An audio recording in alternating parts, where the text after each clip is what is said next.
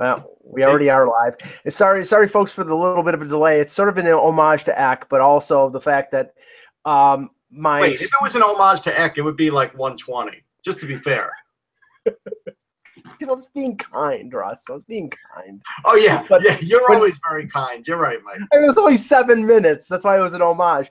But this mouse, this Apple mouse, this thing eats batteries like it's the worst. It's the worst. Yeah, I used to eat Big Macs. It gobbles up energy. It's supposed to have a function where it shuts down the power when it's not used. I think it eats more power when it. I use an iMac, and I'll tell you, this HP does a lot better on batteries, and it's cheap. It's cheaper than the Apple mouse too. So. Yes. Okay. Little pre-show stuff here, and of course, it's going to have something to do with two things. As I remember the other one, it's the first preseason game of the National Football League. There are a few games tonight. I don't know how many. You'll be watching the whole game. Don't kid yourself. Yeah, my butt. No, Anthony will. We'll see. We'll see what he says. No. Half? What are you doing? How much? Here's the thing. We still have to get our whole TV situation hooked up here. We don't have. I don't really have it right now. Oh. So I won't be watching anything. Okay. Unless Twitter's doing a feed, or I could find a feed online, I could watch it that way. But TV boycott. We still have to set things up since we cut the cord DirecTV. Interesting. Okay. It's not hockey season. I don't really worry about it because it's not hockey season yet. I'll worry about that. When I'm getting. Yeah, I always had a formula. My formula always was. First game, I'll watch one series, maybe 2 series. That's it. Mm-hmm. Then when all the stars are taken out, I shut it off. Second game, I watch a little more. Maybe I watch, first quarter. Third game's always the game that has the. Now this year, but Mike, how many preseason games are there this year? I didn't check, but I think it's still 4. I don't remember. It's still 4. Okay, so it's the same formula. So then third game, you watch the whole game or 3/4 of the game. Because most of you guys are playing. And fourth game, which is always like Eagles-Jets, I watch nothing. This is like the last guys on the roster. Yeah. This is whoever's going to make a final push. But that's it. The starting series out. In the starting lineup for the fourth game, they put the water boy in at quarterback just to prevent. Full price for the ticket.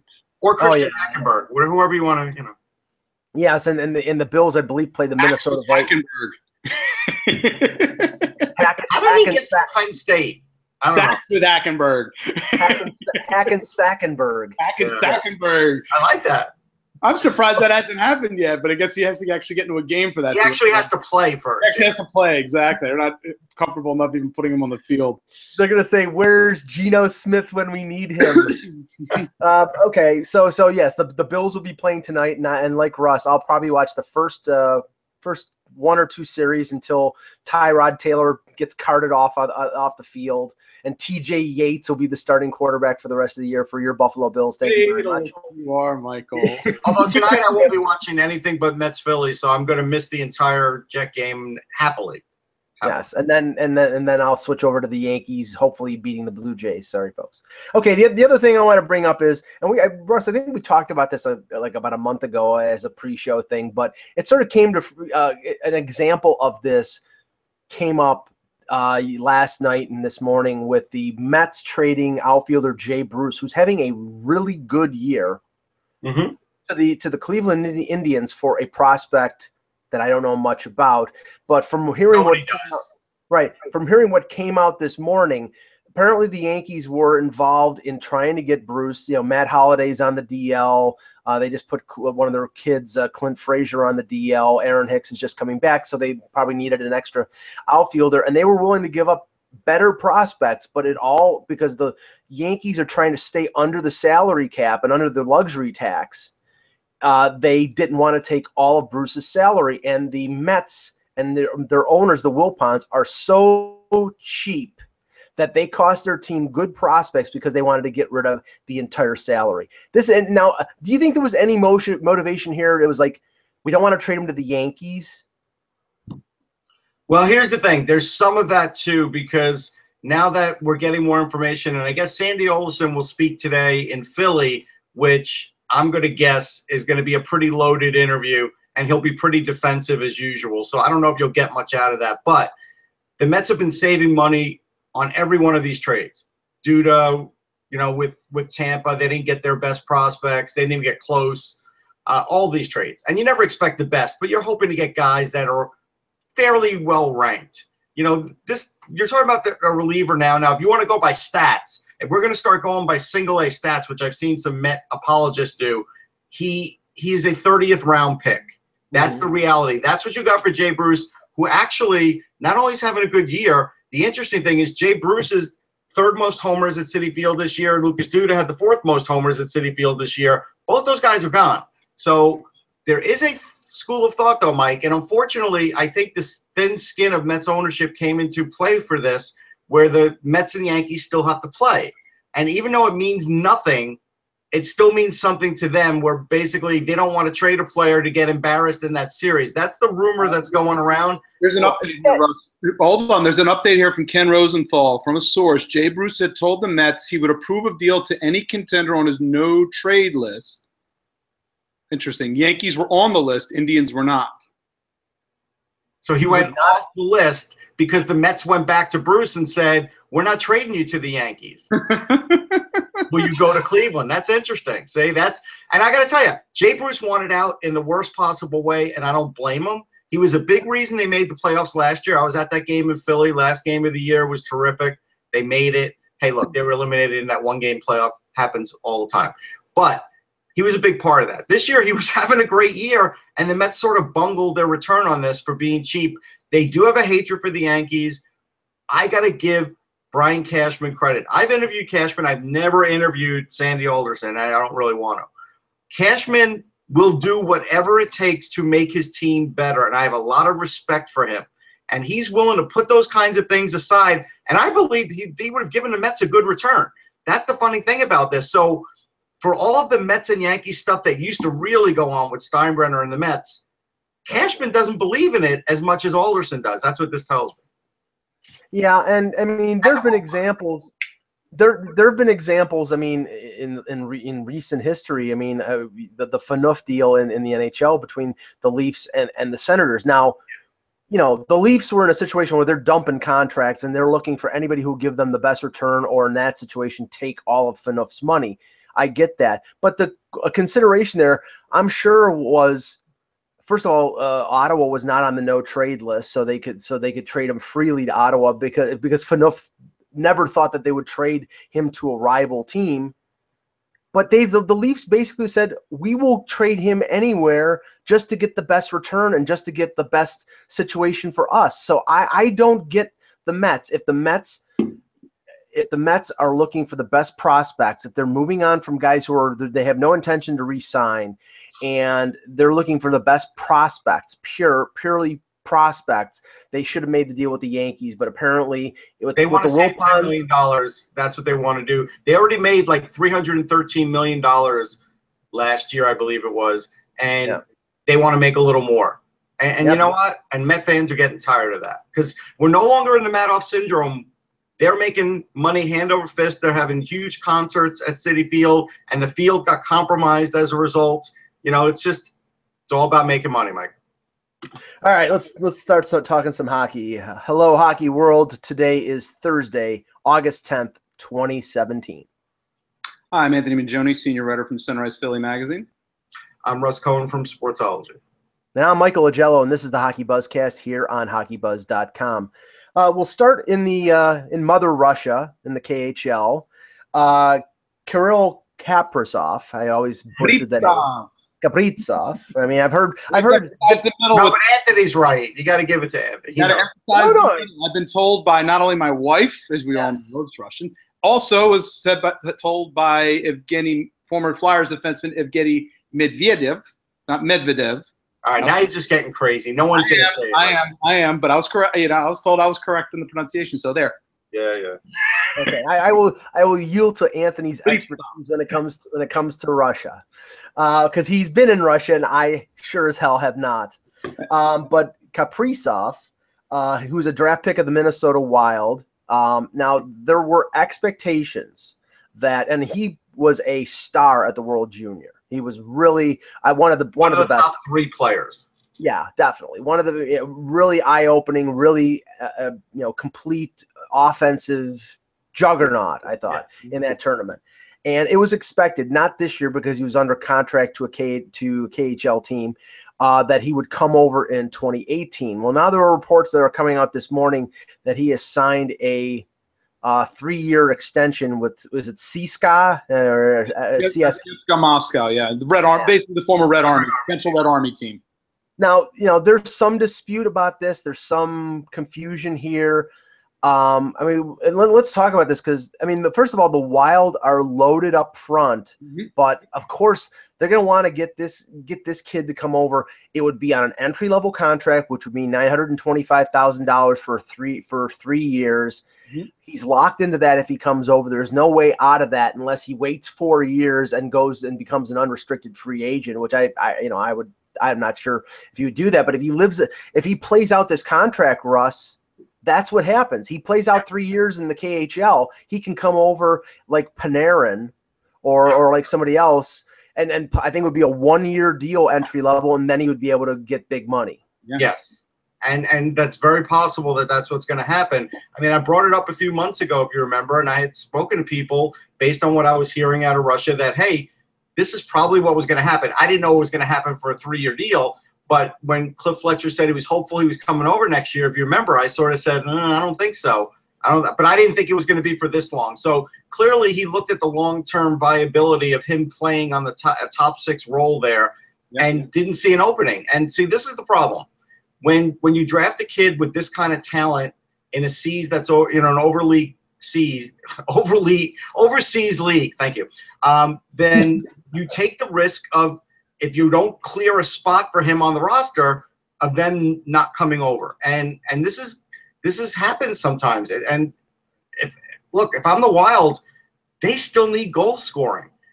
I don't know we don't know what kind of, what they told him. We don't know what they said to him, but clearly they didn't say enough for him to stay or to come rather. So I just say, hey, Minnesota, you could lose this kid, and it's not all their fault. It's not, because sometimes these things are business transactions and the Russian team just pays too much. But I kind of wonder, did they give him the message that, hey, there'd be a top 6 opportunity here? Because I kind of wonder about that. Well, that's where I'm at with it, because, again, I'm looking at Minnesota. I'll break it down Minnesota's forward situation. 67 forwards who are making north of $3.2 million a year, each of them on AAV. Minnesota's got a little over $3.1 million in cap space left. It's just, granted, those things. That's this year going into next year. Some of those, like Koivu's going to be coming up on a big deal next year. He's in the last year of his contract. If I'm looking at the situation, if I'm Kaprizov, I'm like Russ here. I look at the situation. It's tough to guarantee a top 6 role, which talent level wise, I think he's probably capable of. Well, I think it's less of what these guys make on the Wild and more because there's a couple players who are under $2 million in Zucker, who I think is a top 6 forward, and you never know whether Joel Eriksson Ek comes in this year, and he's got the ability to be a top 6 guy. Now their top 2 centers are Koivu and Stahl, and Niederreiter and Granlund and Parise are top 6 guys. I don't think Tyler Ennis at $4.6 million is a top 6 guy anymore. Coyle might, I think he's up there. He's that type of player. Up there. So, so you might be right. It might be the opportunity situation, and that they play him as a third. If Kaprizov comes over and they play him as a 3rd line guy, then it's going to limit his opportunity to put up numbers to get big money. Right. And I agree with Ross. I think he's taken a page out of the Artemi Panarin playbook here. I really do. I think he's absolutely right about that. So, there are a number now other Russian situations like Samsonov, the goaltender for the Capitals. Now he was drafted 2 years ago. There's not even a hint right now, Russ. And probably there won't be for a little while. Yeah, until Holtby's play falls off, we won't hear anything. They're not under pressure to bring him over, and he's playing already at top level anyway over KHL. So, but Holtby's level of performance is not going to fall off in 2 years. I mean, then they might let it expire. It's just very possible that the rights will just go away. They sort of did it because he was the best player available, and it's not going to kill them if they don't bring him over. That's just but you don't. Yeah. Russian goalies, especially, they generally don't come over. If you think about it, it almost never happens. Yeah, but I mean, he is let's just say this: if it gets to the point where it's like within a year of them losing his rights, I think that McClellan will probably move him and as to a team that might be able to bring him over, because if he's blocked behind Holtby, he's probably not going to come over to be a backup. He's probably going to want to come over if he keeps putting up good numbers in the KHL and plays for Russia in the Olympics and lights it up.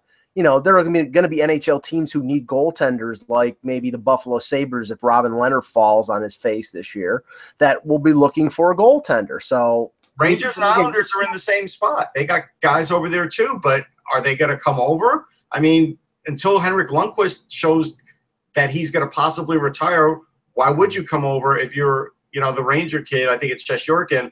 And then Sorokin, he's not coming over. Greiss signed a deal. So these guys don't come over to be backups. And whether it's right or wrong, it's just the way it is. Well, Anthony, I mean, we heard about like the tenuous state of the KHL and teams, falling by the wayside and the financial situation. And obviously, we don't want to get into the whole political situation right now, but that probably doesn't help things. That's the biggest thing, Mike. They overexpanded. There are about 4 or 5 teams way too big, and they needed to bring. And they said it themselves recently that they're too big. They expanded way too quickly. Now they want to probably take away. They want to expand their the Kunlun in China and everything else, and into other markets in that case. But I think within some of they may have taken on too many of the teams within their own country who probably would have been better functioning at a lower level than playing at what would be the top level. I think their optimal size is probably about 24, and they would be relatively healthy. At 29, they're over. They got too many teams. Okay, some news on somebody we talked about yesterday. We played our little game where we talked about players who would either sign a contract, get a professional tryout, or strike out and maybe either retire or just go to Europe. Well, Jaromir Jagr was one of the names, and a report came out today that Jagr is considering returning to play in the Czech Republic for lack of. I think he heard Anthony and said, sounds like a good idea. Yeah, due to lack of interest from NHL clubs, the team is HC Kladno, which he serves as the owner. And he says the most serious negotiations I have had are with Kladno, Jagr told NHL.com, because Kladno has a smart owner who knows what he wants. So, now, it's funny too, because a friend of mine went over there, and he owns a restaurant there too, and there's a wax figure of him. It's on my Facebook page. Maybe I'll tweet it out again later, but it's a wax figure of him, like with his jersey on. It's pretty funny. Yeah. Now, as soon as I heard this, and based on what we were talking about yesterday, my theory was this is, in a way, this is sort of like a Matt Sundin scenario from 2008, 2009, where now he was getting interest. That's where things are different. But what he did was he waited until January, and then he signed a prorated 1-year contract with the Vancouver Canucks. Now maybe there's interest, maybe there's not interest here. Maybe Jagr is getting interest from places he doesn't want to go. But the cherry here, the carrot here, is the Olympics. And if he goes over and plays for Kladno and plays until say December or January, and then goes to play for the Czech Republic in the Olympics, the NHL, I don't believe, has set the schedule for the trade deadline, but I believe it'll probably be around where it was this year, which was March the 1st, which would be after the Olympics. It gives Jagr an opportunity to play in the Olympics for his country and then sign a prorated 1-year deal. What do you think, Russ? Well, here's the thing. I mean, knowing Jagr really well, having interviewed him a lot and understand the way he is, he always gives you half the story, his half.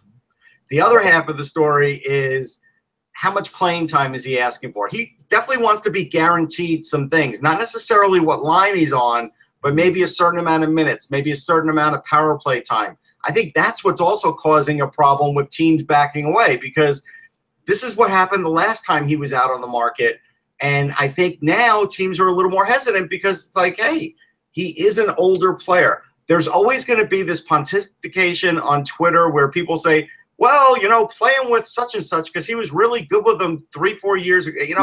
It's different. Every year it changes for these guys. Every year the league gets faster. Yeah.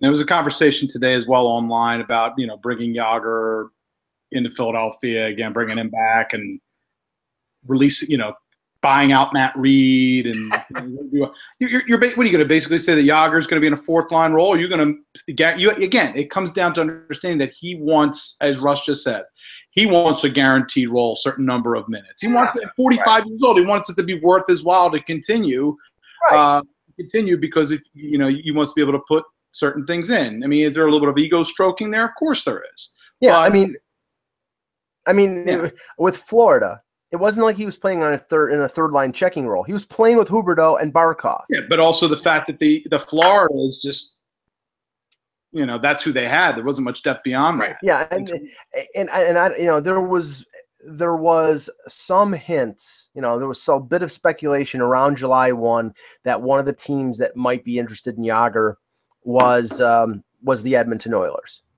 And now I don't know if that's true or not, but all I know is, based on what we're just talking about, if it's the Edmonton Oilers and Yager is interested in going there, or they're interested in him, he's probably asking to play with either McDavid or Draisaitl. He's not asking to play with Ryan Nugent-Hopkins in limited ice time on the third line. And that's the thing. The guy's a future Hall of Famer. He probably wants to be the second wants to catch. I don't think he'll ever catch Gretzky, but he wants to get. He's third right now, correct? Third all time. I think he probably wants to catch.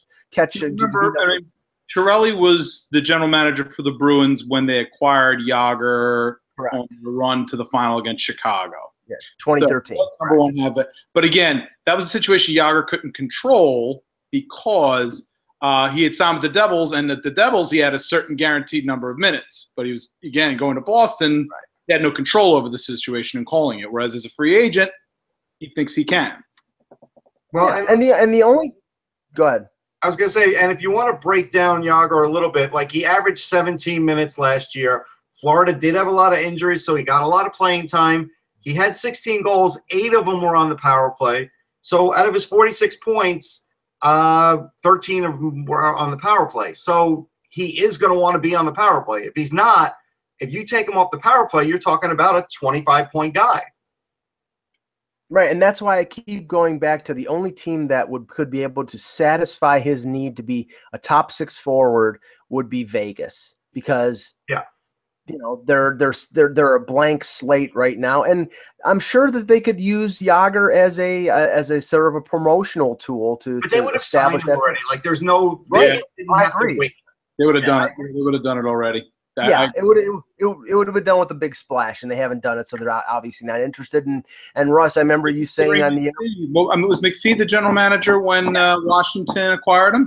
Yeah, and we talked about how that wasn't the best marriage at the time. Yeah, that's what I'm kind of thinking there. That McPhee, even though he's, again, this is years later, and Yager, a decade later, and Yager's a different, little different in that circumstance after coming back from the K. McPhee may not want to deal with that. Yeah. Interesting little note here about an article interviewing Matt Murray in the Pittsburgh Post-Gazette. Jason Mackey did a piece on the departure of Marc-Andre Fleury and Matt Murray now taking over as the clear number 1 in Pittsburgh. And Murray told Mackey, Marc-Andre has been such a fixture in Pittsburgh. To an extent, I feel like I was responsible for him leaving. I know he probably would rather stay in Pittsburgh his entire career for sure. I definitely feel bad in that regard. I mean, that's nice to say, but the thing is I think that even before the onset of Matt Murray, there were, remember when there were struggles with Marc-Andre Fleury, the crisis of confidence that he had a few years ago, there was talk about, oh my God, this contract is really bad. We got to get rid of this guy. And maybe he reclaimed a bit of his previous glory, but the Matt Murray contract, the Matt Murray ascendancy and the contract that they signed him for was just the perfect opportunity for them to move on from Fleury. Yeah, I think Lou Gehrig said that about Wally Pipp too. Like, it just happens in sports. That's the way it is. Yeah, it's just the way it is, and it's a nice sentiment. I appreciate what Murray's saying there. Me too. And again, we don't. There's a lot of stuff that happens behind the scenes that we don't see. Yeah. But I have no doubt that Fleury is an outstanding teammate and it says a lot for him that you could put ego aside for the team as he did when Murray was outperforming him. That there's a choice in the matter, but still, you have to give that to Fleury in this circumstance, and that he was basically, by doing that, was able to earn himself another starting gig in the NHL, which again, at the end of the day, is all you can ask for. To have that opportunity for however long that will be in Vegas. So again, nice of Murray to say that, but as Russ said, this is a business. Now, Fleury has 2 years left on his contract. I think the chances are remote that he finishes out that contract in Vegas. The question is, does he get moved before the deadline this year? I don't know. I'm gonna say yes. I'm gonna say he does. I really don't know. I mean, he might find that he likes it there. He might find that his family likes it there. It's going to be really hard for him to sort of sell to his family, hey, let's move again so I can try and win the Stanley Cup. Yeah, twice in a year. Twice and not being able to call a shot here. And it's again, he's already realized his dream, if you think about it. He's got 3 rings. He one of them he won. 2 of them, we can say whatever we want. Everybody likes to put an asterisk next to this year's cup. But the fact of the matter is, they don't get past Washington without his performance. Right. That's what everybody seems to forget. So he's as much a contributing factor to this cup as he was for the original one back in 2009. So he's got 3 rings in the way which directly contributed to, we'll say, 1.5. That's exactly what I was going to say. I was going to say he earned 1.5 rings, and that's nothing wrong with that. So I mean, I'm sure that's why I think he probably won't get traded unless he just isn't feeling it. Like, if the team is really bad, right? He might say, all right, you know what? Yeah, best thing is to have me move on. But he might like it. We don't know. Well, he might. But the thing is, and I'm fairly sure on this. Once he waived his no move clause to accept being picked by Vegas, he doesn't have a no move clause in his contract anymore. I know, but I don't think McPhee is just going to move him to move him. No, I mean, I'm sure. I don't think he will. He's not like that. I would say at the end of I think in the as his contract is beginning to expire next season. Different story, yeah. Different story then. Then he has to prepare himself for the possibility of being moved. But this season, I'm going to say no. Yeah, I'm sure anything will be done in concert with Fleury because he had to waive the no move to accept going to Vegas. They don't want they made a big deal of him coming there. He's one of the stars of this franchise. Mm-hmm. So if he agrees to be moved, or if they talk to him and say, "Do you want to be moved?" I don't think he's going to be like shocked or caught by surprise. I think they'll talk with him before they make any kind of move. Okay, little note here. Wayne Gretzky's son, Trevor, he was a draft pick in the Chicago Cubs organization. Yeah, I don't think any longer though. Not any longer. Yeah, no. Now he's playing in something called the Canadian American Association of Professional Baseball. Well, the Can-Am League is actually one of the oldest leagues, really, in North America for baseball. It's actually pretty historic. Like, Emile Francis coached in it. Like, there's a lot of players that have passed through the Can-Am League. Yeah, and he's playing for Trois Rivières, or Three Rivers. Yep. I always butcher my French, even though I took it in college for 4 years. Let's keep playing near Three Rivers. Wait a minute, Newville. Well, the whole point of us bringing this up is that Trevor Gretzky hit a home run in a game, and with his dad in the crowd, which is always a nice little thing for the son to show his dad that he's at least a little bit of a success in a professional sport.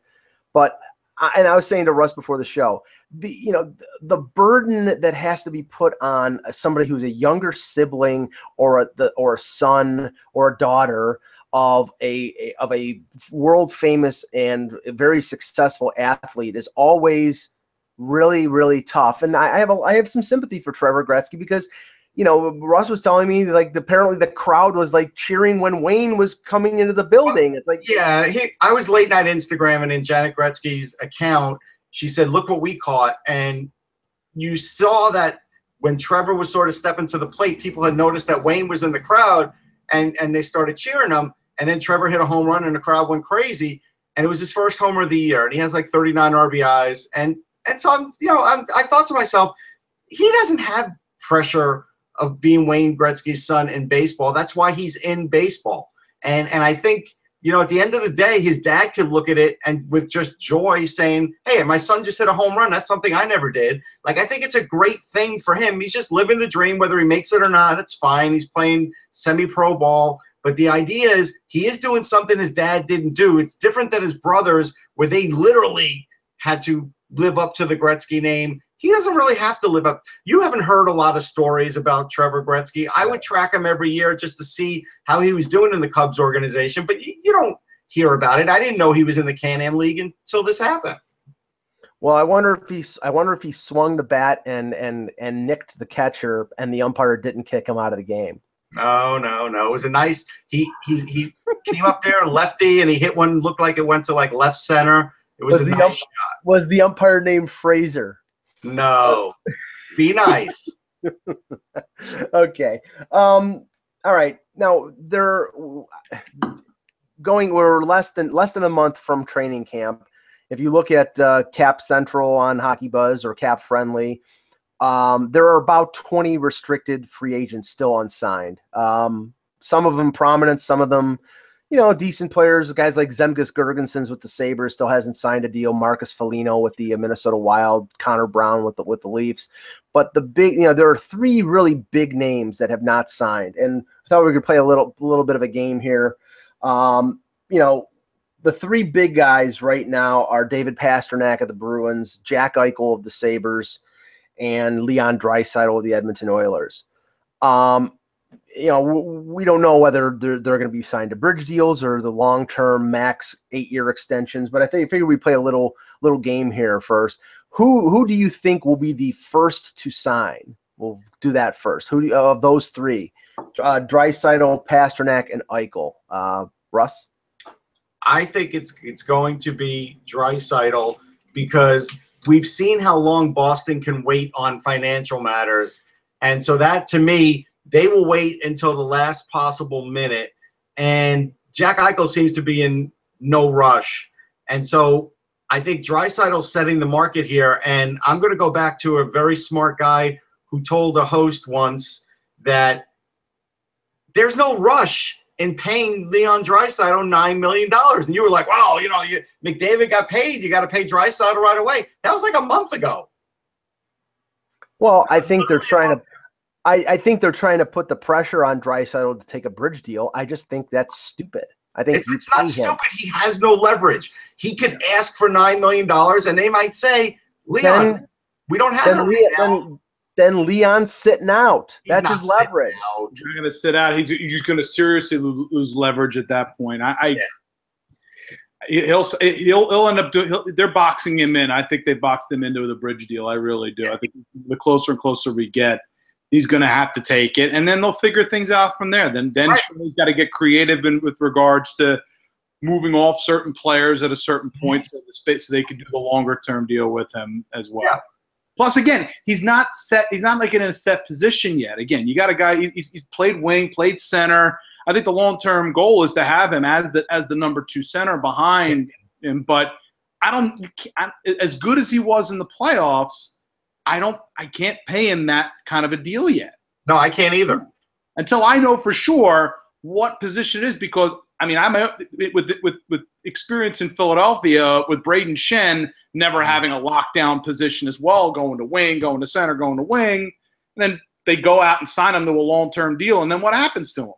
He gets traded because they realize that they can't get him in the same situation. I know it's a different player, but you got to get him in a locked. I think they have to get a little more firmness with Draisaitl's situation before they do the longer term deal, really long term. So of the 3 players, which one do you think is going to sign first?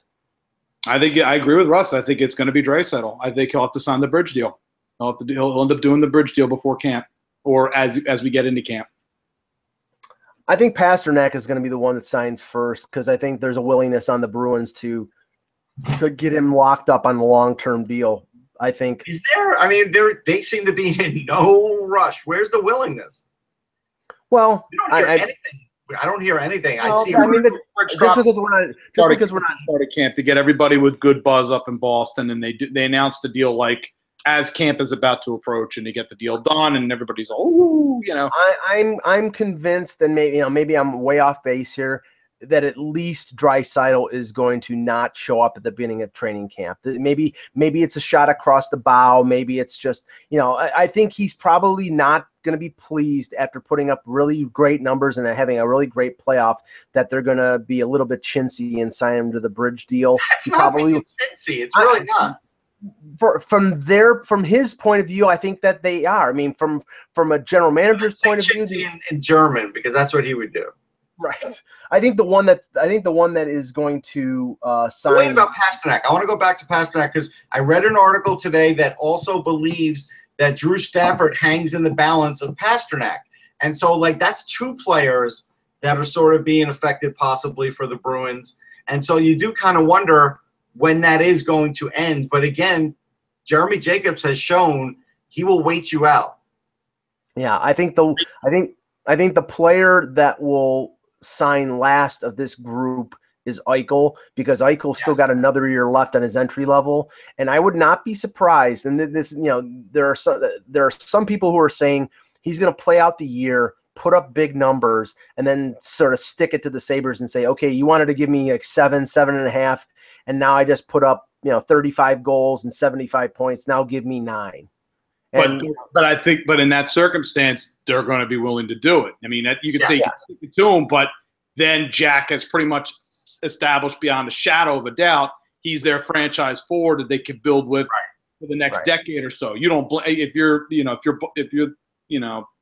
Buffalo, you don't even blink with that. Yeah, and it's not. But again, Buffalo's going to have a problem if all goes well because Middlestat will someday possibly make that same kind of money. But you cross that bridge when you come. I know, but I'm just saying this is the problem now with teams when you do draft well and with these kinds of salaries is you have to figure out you're going to have room for 4 of these players. You have to establish a firm core of 4 guys, exactly. Yeah. 4 to maybe 5 guys. If you can make it the right ones. Well, I think that actually the one who will lose out if Middlestat steps up to be that number 1, number 2 center will probably be Ryan O'Reilly because, Eichel's 21 right now and he's going to be good, barring injury for the next decade. Whereas Ryan O'Reilly's in his mid-20s. He's under contract for another, I think, 6 years at $7.5 million. And, once Middlestat gets through his entry level and they have to pay him big money, then more than likely they're going to try to move O'Reilly out. I don't know about that. I think O'Reilly, because of the other things he does, face-offs, defense, I think Reinhart would be the one that's in trouble. Yeah. Well, I mean, if you believe the talk around Buffalo, Reinhart is in trouble already because I mean he's still on the entry-level deal.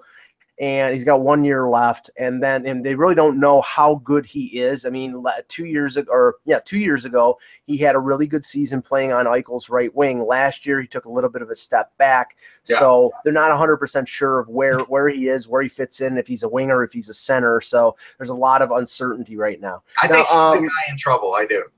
Yeah.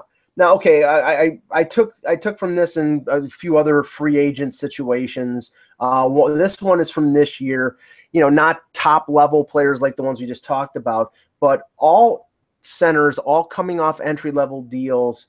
Sam Bennett was drafted as a center, but he's played some wing.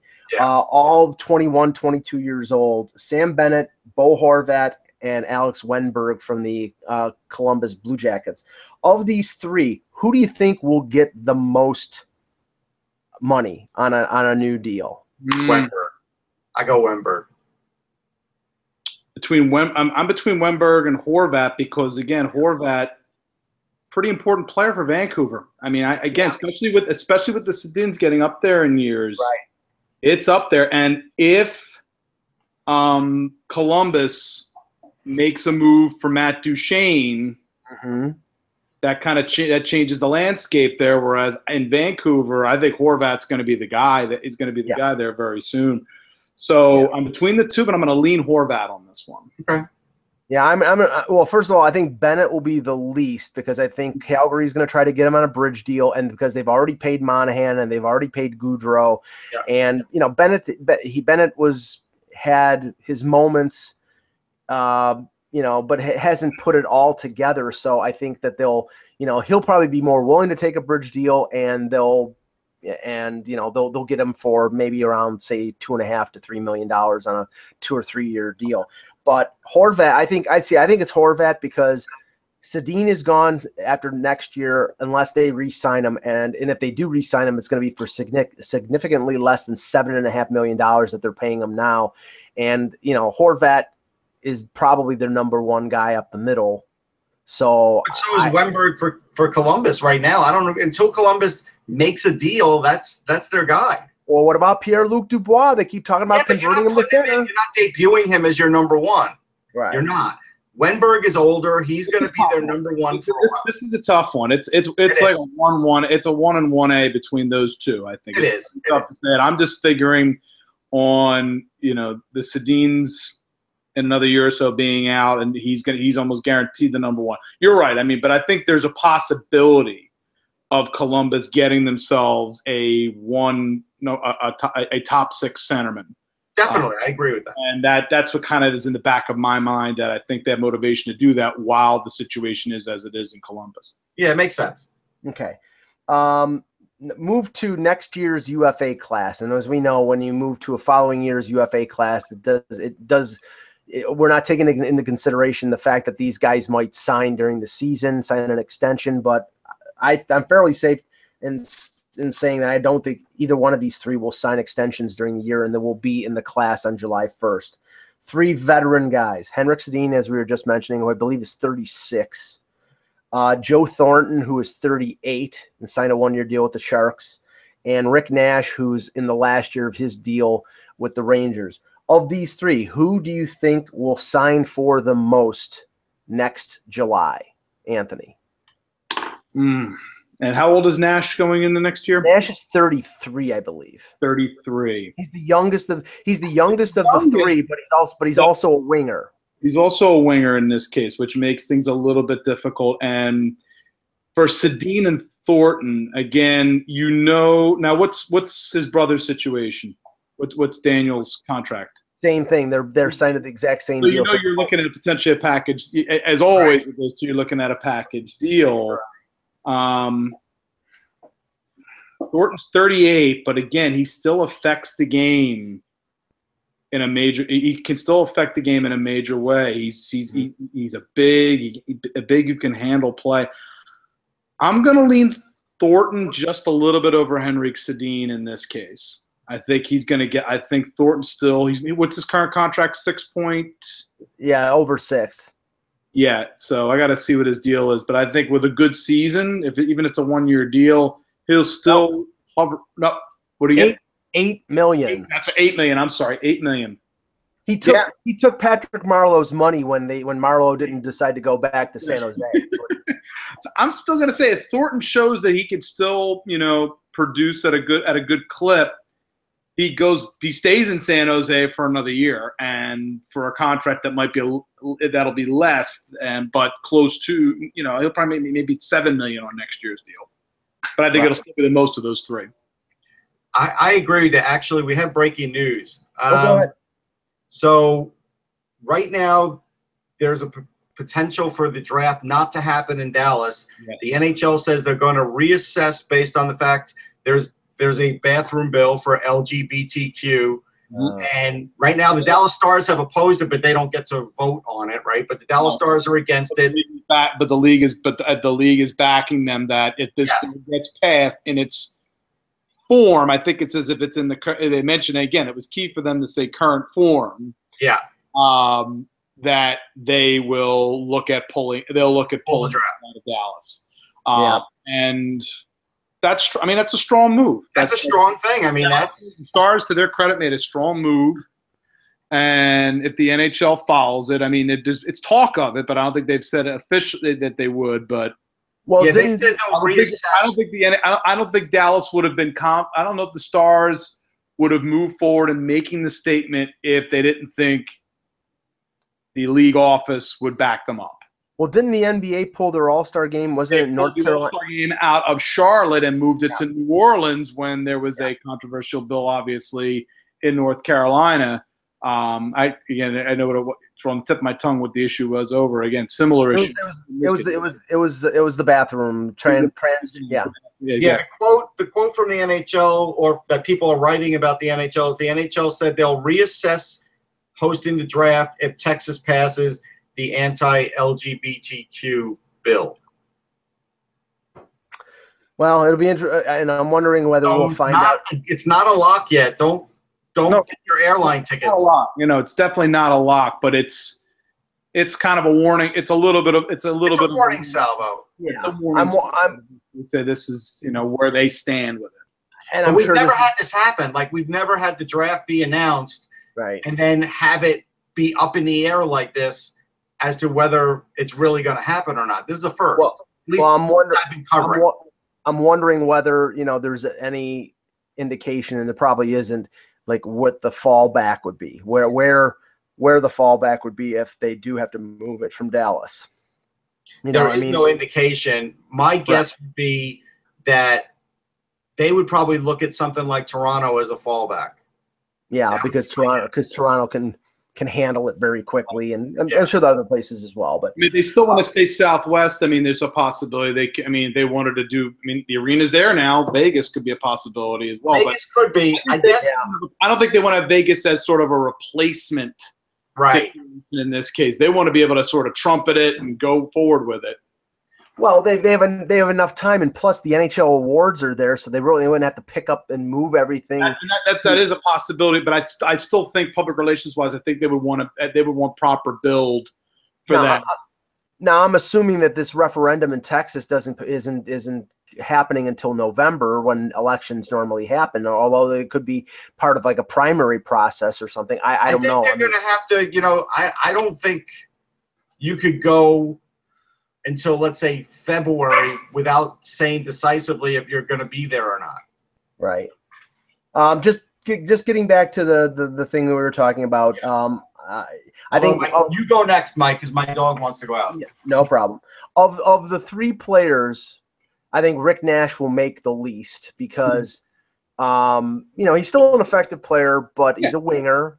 And I think, there's a better chance of the other players, even though they're 3 or 4 years older, of getting more money and maybe even more than a 1-year deal. At least I think Sedin has the best chance of getting a multiple years. Yes. I think Thornton a little bit less with a package of him and his brother in this circumstance, depending on where they would go. But yeah. But I have to say this. Because of all the stuff that came out after the fact, after Marleau signed with Toronto and after Thornton re-signed with San Jose, that San Jose may not be in a position to re-sign Thornton next year because the Vlasic contract kicks in, the Martin Jones contract kicks in. They've got a lot of money coming on the books next year that may not make it worth Thornton's while. He may have to take significantly less. And we know that there were a couple teams, in Toronto was one of them, that was really trying to get him. And with Bozak's contract expiring after next year, and if they have some success with Marleau there, I could see Thornton Marleau being like Nieuwendyk and Roberts about a decade ago, coming there to finish off their careers and try to win. Yeah. All right, Russ, what do you think? I think it'd be Nash and then Sedin, and then we'll put the S there because I think they are going to go as a package deal, and then Thornton. So you think Nash will make the most? I do. Because he's the youngest? Because he's the youngest, and someone will still pay on that potential that, hey, there was too much pressure in New York. They'll come up with a scenario where – because he does still play really good defense. He was flat in Columbus too. You remember? He was Listen, how flat was he? The Rangers took him on, and they've been paying him 7.9 ever since. The Rangers go for names. That. Especially back then. Babcock pumped his tires in the Olympics. Like I'm saying, everybody – we always see what the end result is, but 2 years ago, he scored 40 goals, right? And that's what they look at those things and say, we think we could fix Rick Nash. That's what'll happen.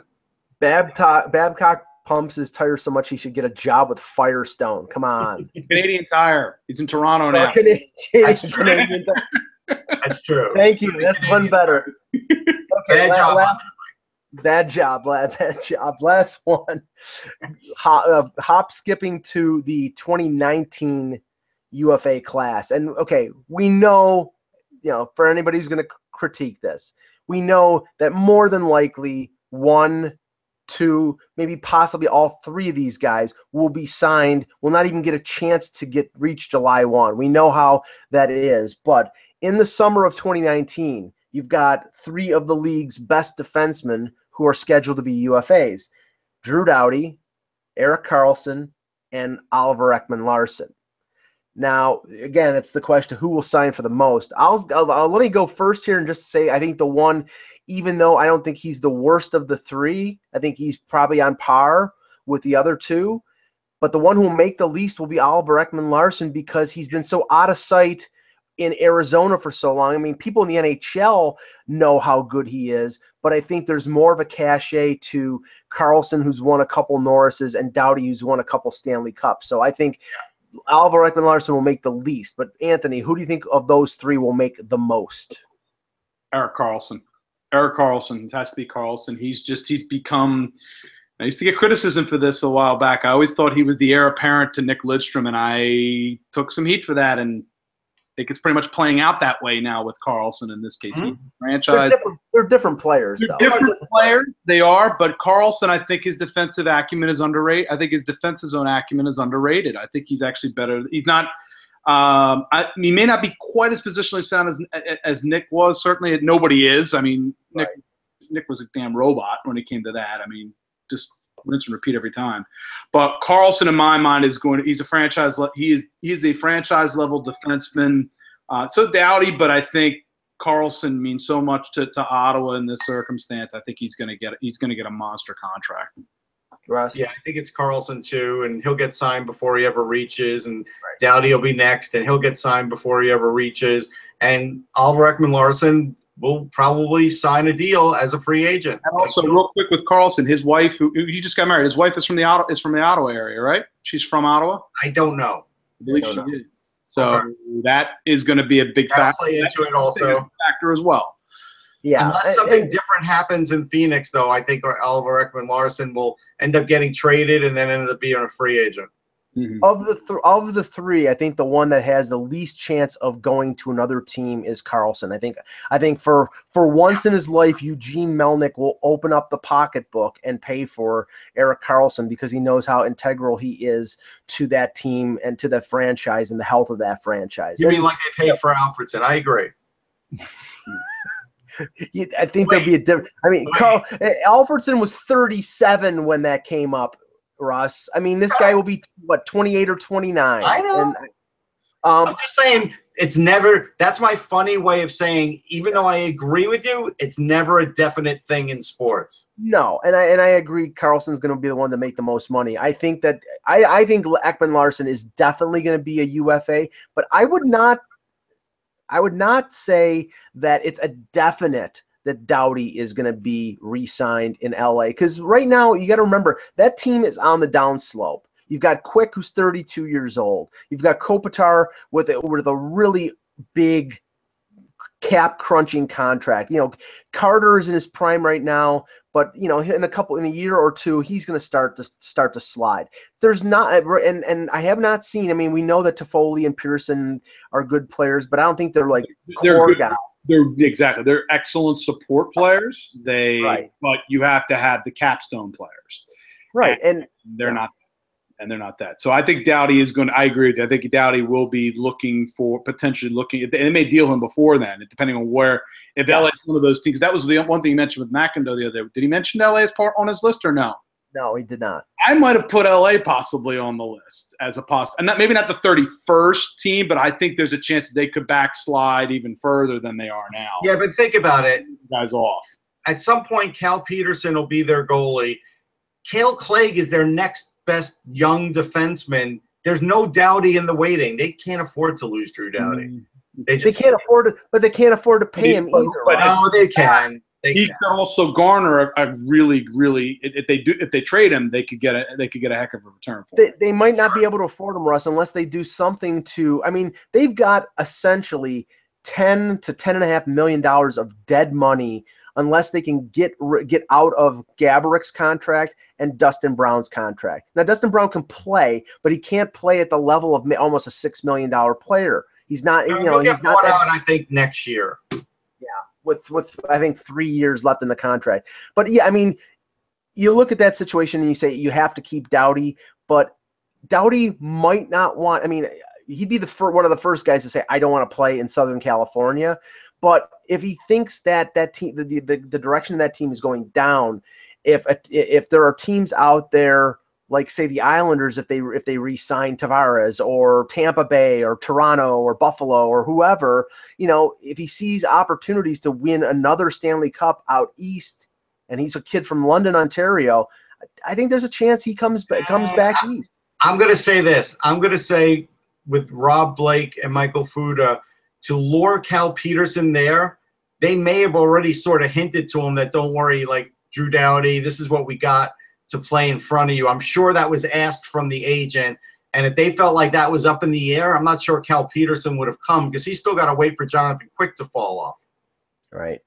Well, it's interesting, and like I said, we've got 2 years to wonder about that, and more than likely 1 or 2 or maybe all of them will sign before then. That's if we're still here in 2 years, Mike. Right. Well, I don't know. Well, I don't know how to answer that, so I'll just say thank you, Anthony Mangione, for being on the show. Thank you, Russ Cohen.